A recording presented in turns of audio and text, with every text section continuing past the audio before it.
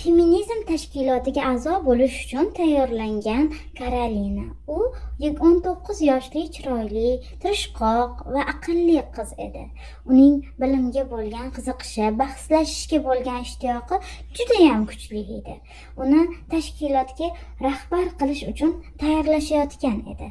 Feminizm bizaga nimaga kerak degan savolga ular shunday javob berishdi. Uyda o'tirgan ayollarni, muslimalarni dindan chiqarish bir nechta odamni dinga kirishini oldini olish bilan barobar.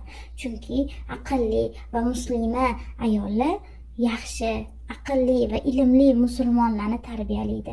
Musulmonlar bo'lsa Allohni tanigani uchun, dinni yaxshi bilgani uchun ularni boshqarishi iloji bo'lmaydi. Chunki ular o'limdan qo'rqmaydi deyishdi.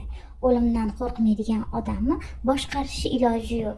U odam bu dunyo va hayoti, mol dunyosi uchun emas, oxirat diyori uchun yashaydi deyishdi.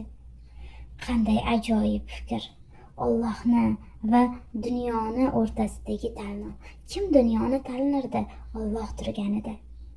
Karolina musulmonlar bilan bahslashish uchun dinni, hadisi, Qur'onni jon jahdi bilan o'rgandi va oxir-oqibat o'zi ham musulmon diniga mehr qo'ydi va muslimaga aylandi. La ilaha illalloh dedi-yu, butun dunyodan kechdi va Robbiga oshiq bo'ldi. Mashalloh.